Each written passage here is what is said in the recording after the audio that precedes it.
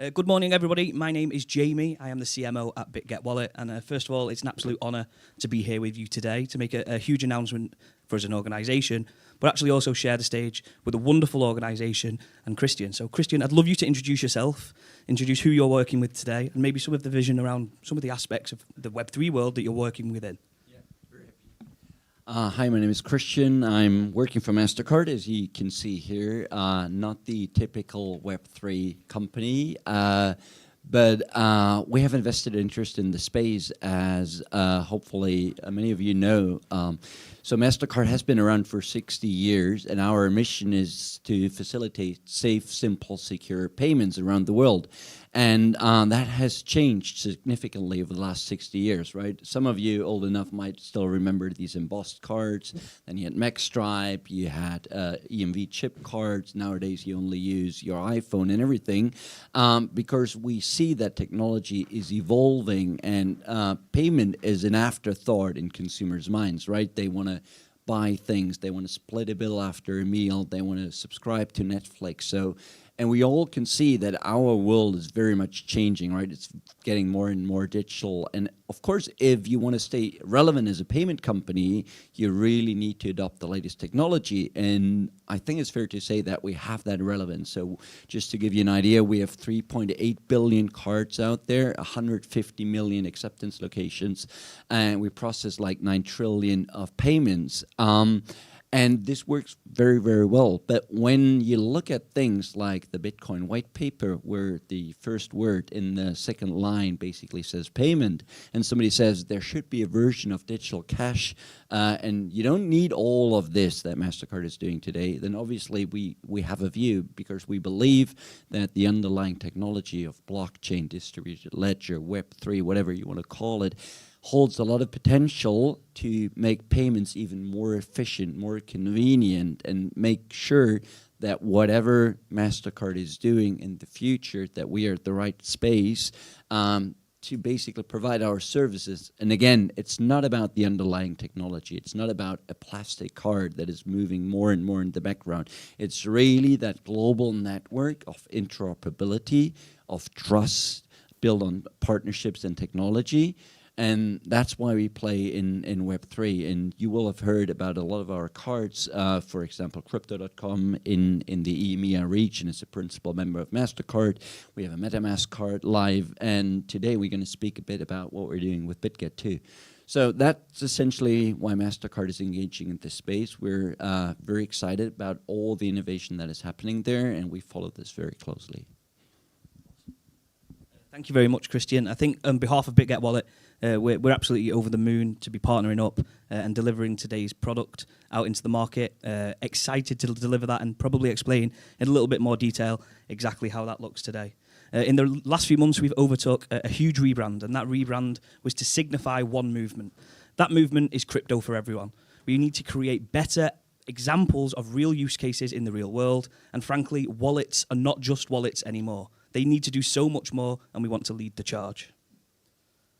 Okay, let me just give you a quick review as to where we've been as an organization at Bitget Wallet. Of course, we were founded in May 2018. You know, we looked very different, but we were the first actual multi-chain wallet out there within the ecosystem.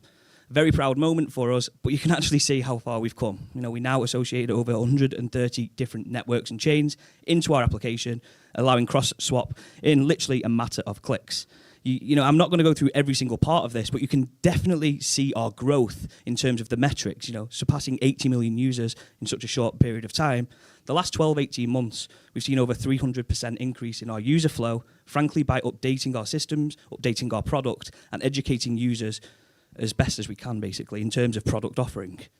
I do want to talk about some key parts of this component that we actually do like to talk about with our communities. You know, we were the first to fully integrate, you know, Telegram wallets and Telegram bots into our ecosystem, meaning that you could come into our application, you could actually open a wallet using your Telegram handle. This was one of the first associations with Telegram. We saw a mass influx of users, and it actually helped us an awful lot to understand users' needs at a much better rate. So, what is Bitget Wallet? Why do we really want to push ourselves as the everyday wallet? Because wallets are no longer just wallets. It's not just a place that you want to go and trade anymore. Of course, your wallet needs to do more, whether that be earn or spend. For this example, of course, it's spend. I'm going to quickly go to the next slide because I want to show you some key information here. Now, the top 5 countries have more than 60% of their population without bank accounts. Now, everybody potentially in this room wouldn't argue, the Web3 world is the component that can overcome that. Now, how can we overcome that? We can overcome that by providing real-world services that matter for the people out there. The next chapter. Now, we need to make crypto spendable. I could send anybody in this room $100 in USDT or USDC. How do you actually spend that? There's a huge disconnection traditionally. How do we overcome it? Partnerships like this, it's the future. Making your USDC more powerful than ever and connecting it to the real world is the future. I just do want to talk about something here, which is around what actually drives crypto payment adoption. And we did a study, an on-chain report, and we listened to our users. Our users were very clear. They want speed and efficiency. Now, traditional finance very often doesn't provide that. The Web3 world definitely, every single day, is almost like 3 weeks in the traditional settings. No offense to anybody from the traditional background. Global payments, of course, are a thing that can happen instantly within the Web3 world. This is not the case when you're talking about traditional finance. We can actually settle those payments within a matter of seconds across 130 networks in the example of Bitget Wallet. But why isn't crypto being spent just yet? And I think it's really important to understand, some of the users' feedback, whether it be security risks, common understanding or education around the product that we do offer, or of course, actually high transaction periods across certain networks and chains at certain points within the, process of what they're trying to complete. Now, understanding this behavior, adapting our product, adapting our marketing angle is more important than ever. And I think we definitely have to understand that at a better level. Very proud of this video. This kind of gives you a high-level view as to exactly what we're trying to do here at Bitget Wallet. And I'm pleased to share this with you. This is our current rebranded video.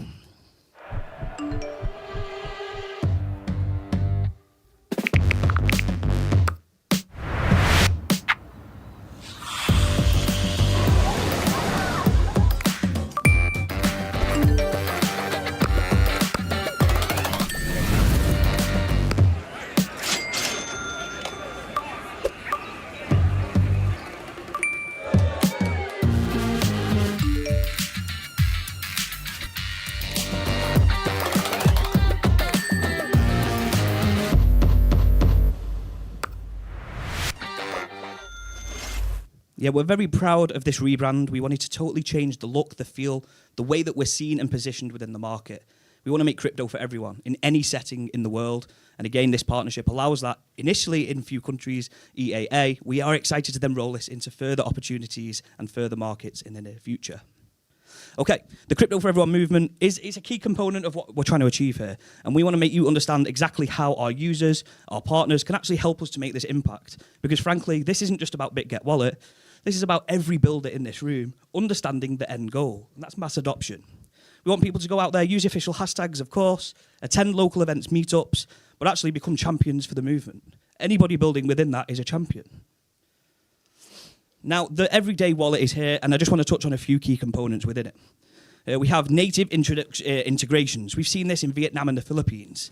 We're talking about the ability to go and use government-issued incentives or plans or rollouts. You can literally go and buy a coffee in Vietnam, scan a QR code, and pay directly from your Bitget wallet. This is the future of modern finance. Solana Pay, exactly the same principle. And now we've got a fantastic partnership with Mastercard, where users have got the card experience directly using USDC in Europe. Okay, this is some of the examples of what I've just spoken about. Let's see how it actually works and the speed of it.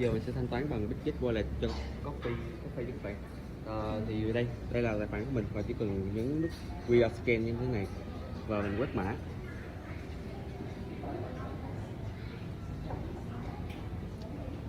Đó thì tất cả mọi thứ sẽ được setup như này và mình chỉ cần nút pay now.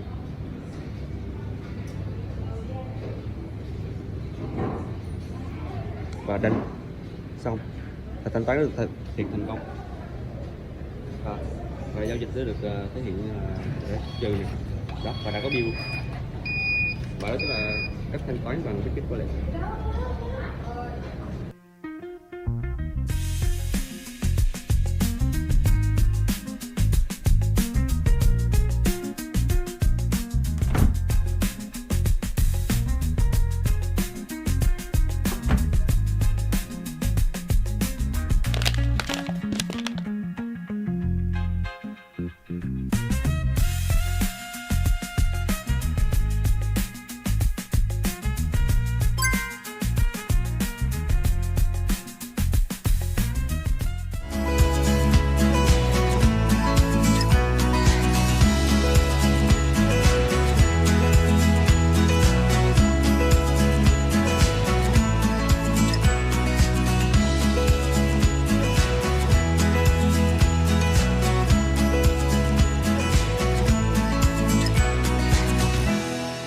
Now, So it works, guys. You can buy finally or like anything in Vietnam with the national QR code and Bitget Wallet. So happy spending! Now, I am very positive around what I'm showing you, and the reason I wanted to show you these raw examples actually in the community is the speed of what it is we're introducing here into the community. As you can see, the settlement speed of some of these payment processes is incredible actually, and this is probably something that many of us in this room 12, 24 months ago probably thought was a long time in the future, but was much needed. Just to summarise where we're at as Bitget Wallet, we want to maximise spending, facility and flexibility. You know, we do that via 3 ways. You can pay directly, of course, in the shop. You can scan to pay via QR code, or of course now, you can pay via tapping your card. Hopefully that is our Mastercard. I'll let Christian do a little bit of a high-level introduction of the card, and then I'll wrap up with the marketing efforts around that. But again, I just want to re-emphasise, today is a monumental day for us here at Bitget Wallet launching this card in EAA. That's many countries just around Europe and a little bit further afield. And again, this is the start of something that we believe is very big in the future. This is going to be rolled out in a lot more regions to come, and we cannot wait to deliver this for many users internationally and hopefully try and surface the needs that are clearly apparent to our users. Thanks, Jamie. So it's become apparent there are so many ways to pay these days, right?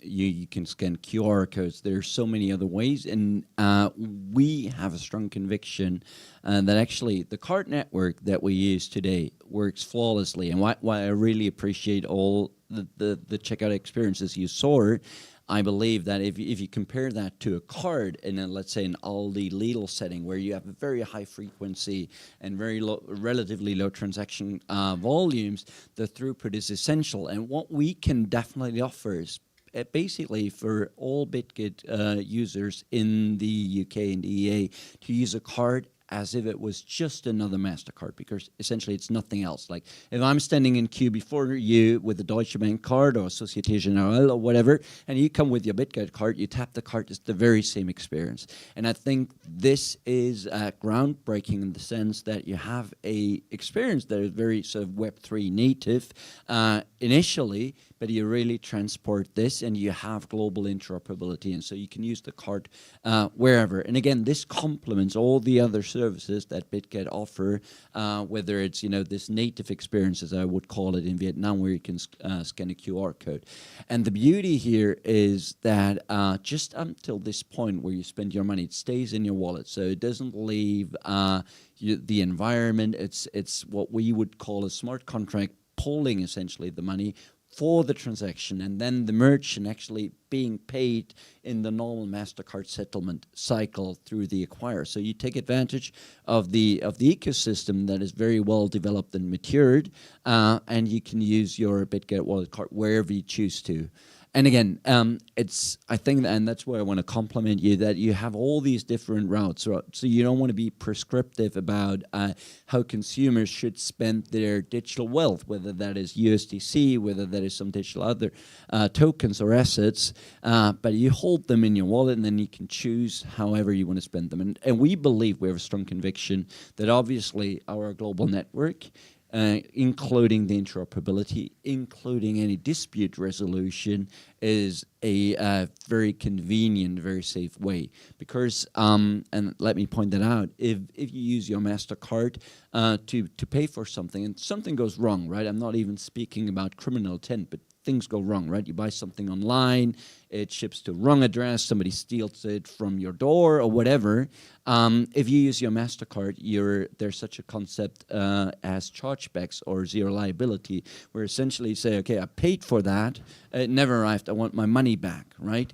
And that is a concept that is not really known in Web3, right? It's all about these immutable transactions.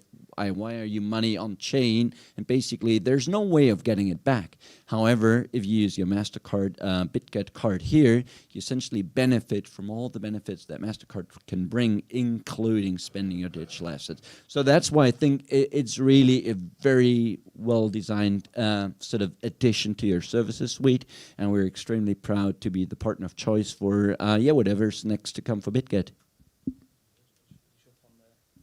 promotional side, yeah. I've got to get the promotional side in there, Christian, as to where we're at. Okay, so we are launched. The embargo has lifted during this session, so it is publicly known out there. Again, just want to re-emphasize the point. We're super proud of this partnership. It's the first of hopefully very many internationally. But some key points: it's self-custodial, it's USDC based with no top-up fees. This is removal barriers of entry for a lot of people into the space. Really hoping we can get some direct user feedback from people that may be attending this conference. Just give it us, tell us very straight exactly how you feel around that. But the key points around that, the instant approval and our cashback incentive at the moment. We have a 5% spend cashback in month 1, just to help us get guaranteed feedback from our users. Please don't go and check out that campaign. But the final point that I do want to bring to you is we have 80 million users in the crypto space. That's a fantastic achievement. But that's a crypto sense. We talk about traditional finance. We talk about the giants like Mastercard. They have connections to over 150 million different merchants, not users. Partnerships like this take this space to another level. It takes us into wider communities. It does everything that everybody in this room probably wants this space to achieve, and we should celebrate everybody's success. So thank you very much for your time. Do you have any final comments, Christian?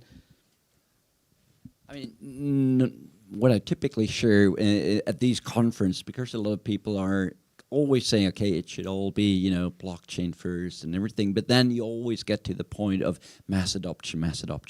And I think partnerships like these, for me, are the ideal vehicle, because I don't think the truth, or at least my personal truth, doesn't sit in, this binary, it's all TradFi or all Web3. I think the beauty and the true innovative capacity of both worlds really come to fruition if you combine things in a smart way, and that's what we want to do, and that's what we do together now. Absolutely. Thank you. Perfect. Thank you very much.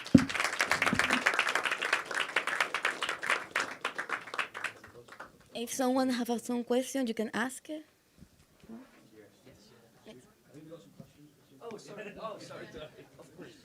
Thank you. So, first of all, thank you very much for your bright explanation. You were super excited. We were super excited because the future is there. Okay, a cashback, instant approval, not top-up fee is something that we have already been living with. So we have already been living in the future since long ago, because we already have those features. And 2 very quick questions. Number 1, what are the transactions fees? And second quick question is, do we actually need a Mastercard or Visa to have our crypto world being accepted and used by end users? And also, should we really use cryptos for everyday payments? Because after all, I would say that we are trying to wear our crypto body with clothes that have already been there since long ago with KYC behind the scenes. So should we really use cryptos for everyday payments?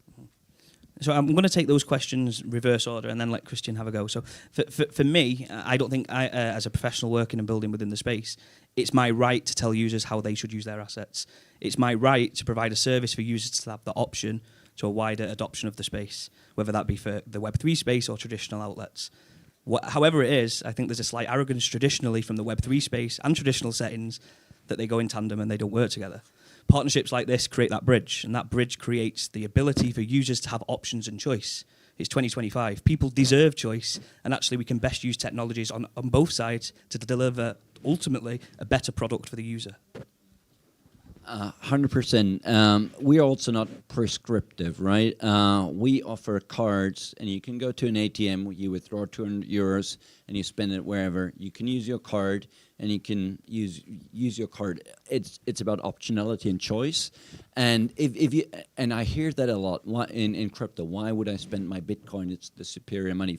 Fiat loses 3% every year in an ideal world. In some parts of the world, it uses so much more, right? So it's about putting these things out there, and some people will say, okay, I really like the USDC thing. Some people say, I want to spend other assets. But again, quoting Jamie, it's having the option, and nobody will force you to use a service, but it's just for users to pick up or not. Being told we have to wrap up, so we can pick up the questions. Transaction fees, I'll share the full presentation with you on the side, if that's okay. Yeah, we need to wrap up. Yeah, thank you very much. Thank you to everyone. Sorry, we overran. May, if you want to continue, you can continue outside with the questions.